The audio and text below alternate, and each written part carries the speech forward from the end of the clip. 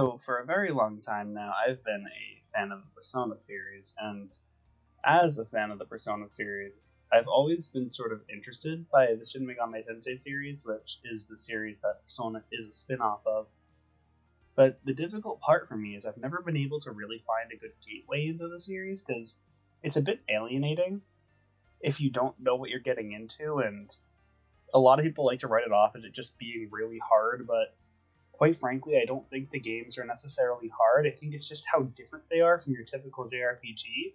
Most people are generally accustomed to your traditional JRPG, like your Final Fantasies, where you have your team of 3 or 4 party members with their preset abilities, where most of the strategy comes down to occasionally exploiting a weakness and making sure you're constantly healed, and there's not too much more to it. I know that's really underselling most JRPGs, but frankly, a lot of the combat, I love JRPGs, is very simplistic if you know what you're doing, and it mostly comes down to buffing your strongest party member and throwing out your best attack while having someone else healing on the side and maybe an additional DPS. It's not the most complicated thing in the world.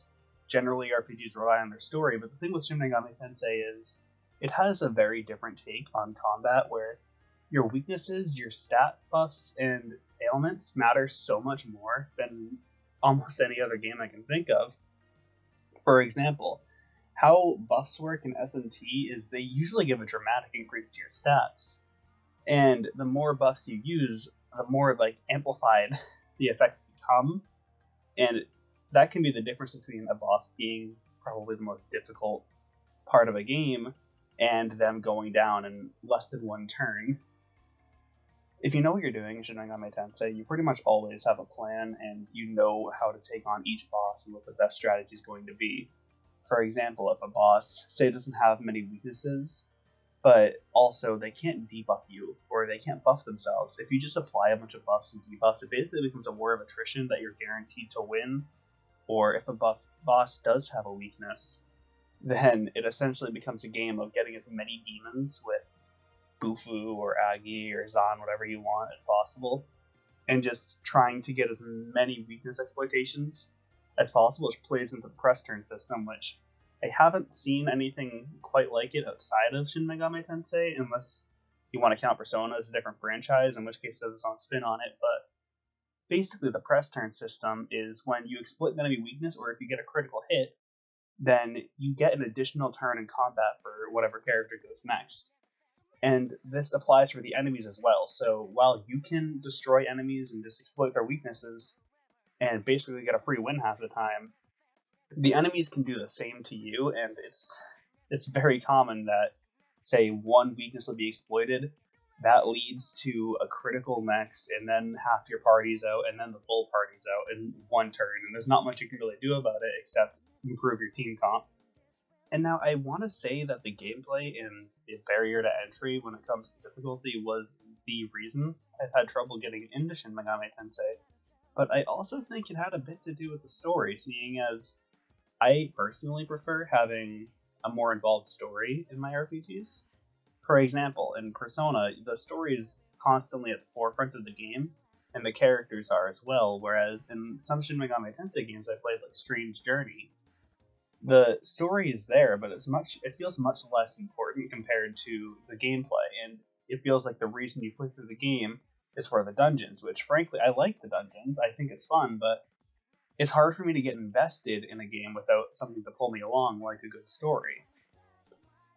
And now, I don't know if Atlas knew how to make the exact best gateway game possible, but they pretty much addressed every issue I've ever had getting into the series with Shin Megami Tensei 4 Apocalypse, which is a very divisive game in the series from my knowledge, and, well, not even from my knowledge, just is a divisive game. Now, I've tried a few games to get into the series, such as I've tried Shin Megami Tensei 4, because I thought that was a great place to start. I've tried Strange Journey, because I do like first-person dungeon crawlers, and I thought maybe that would be a good way to get into the gameplay side of things. I've tried Digital Devil Saga, but even though I did enjoy my time with it, something just didn't click with me, and I sort of fell off after a bit. I played Devil Survivor and Devil Survivor 2, but at the time I was playing them, I was just too busy, so I didn't really get around to playing them more, and I sort of fell off of them. And while I have been, again, a fan of the Persona series for a while, it is a very different series, both in tone and gameplay, and how it handles characters and story. And I really did want to get into SMT because I do enjoy the SMT that I have played, and I've always loved the idea of it, having different alignment systems in which dictate sometimes your gameplay, but mostly the story, and having a story that generally doesn't have to have a good ending. I've always loved that kind of thing. Now, this is where Shin Megami Tensei 4 Apocalypse comes into the picture, and initially I didn't know what Apocalypse was. I didn't hear about it being released. I just kind of saw it on a shelf one day, and I was like, huh, I thought they already made 4. And of course, I knew it was probably a different version of the game because Atlas loves to do that when they re-release a game with just a different title and some more additions. Like the Persona games get that with FES Golden and Royal. Strange Journey just got that with Strange Journey Redux. Catherine just got Catherine Full Body. But little did I know, this wasn't really one of those re-releases. This was basically a new game that followed a new route to the SMT4 story.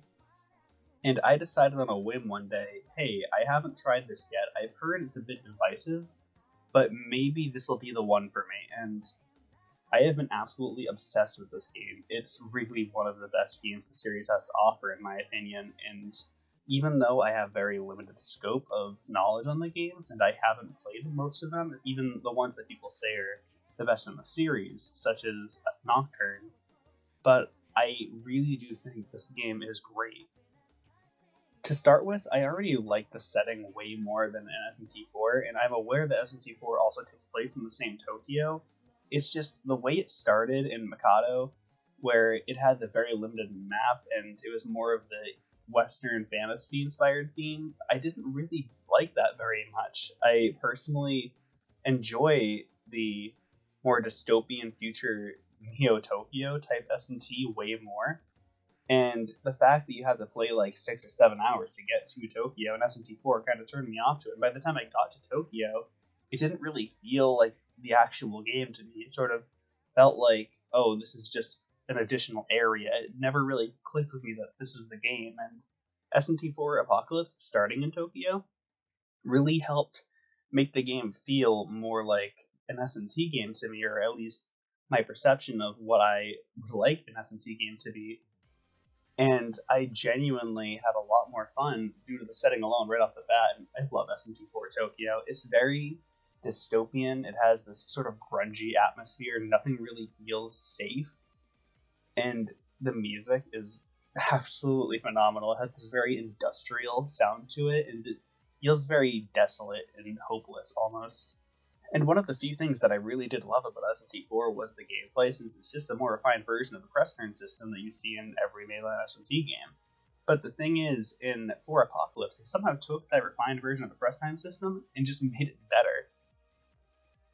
By changing the way that smirking works and changing how spells like Mudo and Tama work, that alone made the game so much more fun.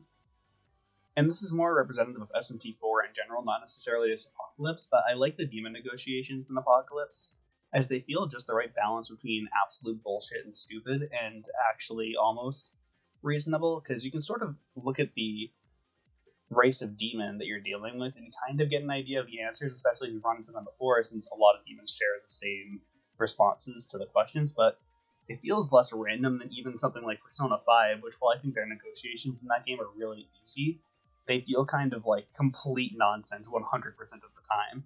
Whereas if you know the personality of a demon in 4 Apocalypse, you can sort of get a read on them and be like, okay, this might possibly be the right answer, or maybe they'll just start attacking you because they want to. And one thing I've thought is always a very appealing aspect of the SMT series is they all seem to have this very old school RPG feel to them, at least in the gameplay. And the games are very ruthless from what I can tell, and I know I did say earlier I don't think they're very difficult. I don't think they really hold their punches. They don't go easy on you. They don't want you to have an easy time.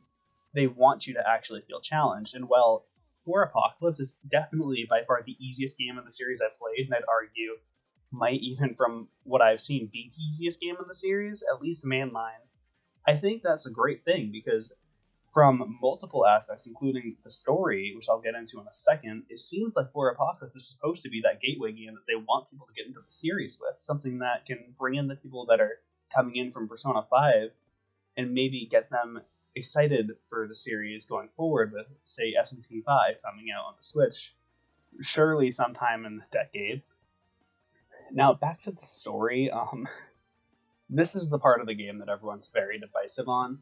Both the tone, how inconsistent it can be, and how it doesn't really feel like an SMT game at times. It just feels like a Persona story, especially towards the end. For example, the two main characters of this game, if you had to pick two to say they are the main characters, are Nachi and Asahi, who are two 15-year-old kids, and well, in SMT games, you've played as teenagers before, they feel like teenagers, more like along the lines of Persona.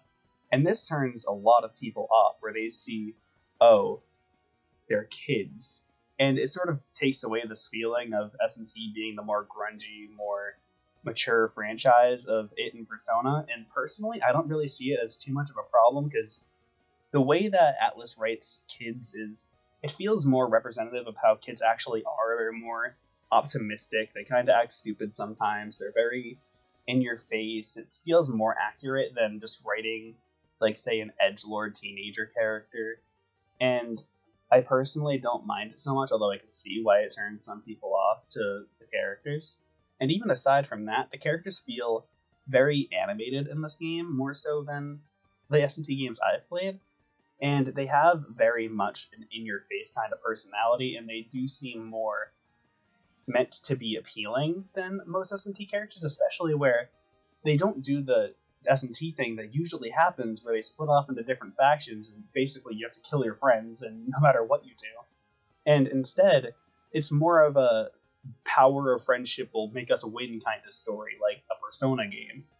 Even that being said, though, there isn't a lack of conflict in between the main cast. Some of the main characters just flat out don't like each other, and I've always loved that. That's why I like some of the early moments in Persona 3 a lot, where your group doesn't feel like friends, they feel like coworkers, and they slowly turn into friends, which is sort of what SMT4 Apocalypse goes for. And while I can't really say that it's the best direction to go with the series, I think the idea of your friends being obstacles and being something that you have to overcome is ultimately better in line with the way the series plays out and how it tells its stories. I do like the different approach that 4 Apocalypse takes, as it gives you more characters to latch onto, which is something that I value a lot in RPG. I like the cast. They're what you're staying with throughout the entire game, and if they're not entertaining, that can completely throw off a game's story, even if the story's good. And another big complaint about this game is that it's basically one big neutral route, which that is very much true, and while I don't think the game being mostly a neutral game is a problem, in my opinion, and what I've heard that people at Atlas feel, is that the law and chaos system is kind of outdated, and frankly, it doesn't really reflect anyone's actual real-world views, and it just kind of represents two extremes that reasonably no one would really go to, and it feels like an outdated system that you can do a lot more with.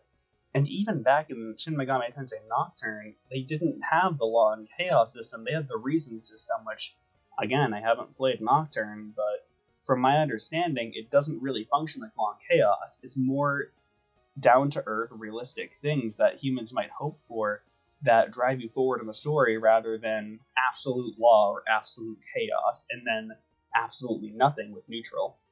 And that's why I think that a neutral-only game isn't necessarily a bad thing, and it might be the right route to take the franchise, but the way they do it, I don't think is the way to go, because basically it's neutral friendship is power, and neutral kill your friends for no reason, and I don't really see a reason to go with the kill your friends path, because it's sort of like a bad side quest in a Fallout game where it's like, sure, I could nuke this town, but literally, why would I do that?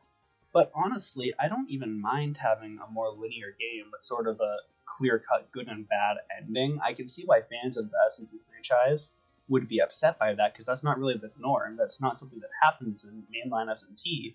There are games that have more linear stories and have more of a good-bad ending, like Digital Devil Saga or the Persona games. But I think this is a good thing to try out, especially where, again, I think this game is meant to get more people into the franchise. It feels very welcoming in terms of its difficulty and in terms of its story, and it ties in a lot more to their more traditional series, Persona. Now, I know I've compared this game to Persona like a million times throughout this video, but I'm absolutely not saying this game is just a Persona clone and that it's trying to be Persona. I think what it's doing is taking clues from Atlus's biggest franchise and trying to use that and tie it into mainline SMT as a way to get people into the franchise, and for me personally, it worked. Now, I think what I'm trying to say, if you're someone who wants to get into SMT because you were interested in Persona and you wanted to experience mainline, or say you just really found this interesting and you're just a general RPG fan looking for something new, I think 4 Apocalypse is the best way to start. Even when 4 exists, I think you should play Apocalypse instead if you're looking to get into the franchise, as it's generally a more appealing option for newcomers, and I think it's designed that way, which, frankly, I wish it was the other way around, that 4 was the more newcomer-friendly game. And while clearly you'll be missing some content from 4 that might put off some people because they want the full experience, I'm not saying you can't play SMT4, I'm just saying that if you want the most newcomer-friendly game in the series that I have experienced, play Apocalypse. And now, having played Apocalypse and really getting into the series, I find myself going back to Strange Journey, for example, and having a lot of fun, especially where I'm more versed in the press turn system, and I have a better understanding of the series in general. I can appreciate it a lot more and get more into the more difficult and labyrinthian kind of games, sort of like akin to the early games. And my next step is probably going to be jumping into Nocturne, because I've been wanting to play that for the longest time, and I feel like I'm really versed enough in the series now to appreciate it for what it is. All that being said, I think now I can easily say that I am a big fan of the SMT series, as not only have I found a game that I can really latch onto and enjoy, I've also, through that game, found much more enjoyment in the other games that I've been trying to play this entire time, and I finally feel like I understand this franchise and the appeal of it. And I think this is the best time to get into the franchise, as even though it seems like it's going to be a terrible time to be a fan with the long drought between announcement and release for SMT5, and with the constant milking of Persona 5 right now, I personally think that Atlus is planning something big with SMT5, and they really want to make it the best game they can. And generally, Atlus does SMT games in waves, from what I've noticed, where they have periods of time where they just shoot off spin-off after spin-off after spin-off, and then there's a large drought. It just seems to be the release schedule for this franchise, and keep in mind this is coming from someone who doesn't exactly know everything there is to know about it. Now, I do think Persona 5 is going to continue to be milked and pushed to the forefront, as it is their most successful game yet, and it's doing really big numbers for Atlus standards. I do think there is going to be a big push for SMT, because I think they want their big main franchise to be as successful as the spin-off.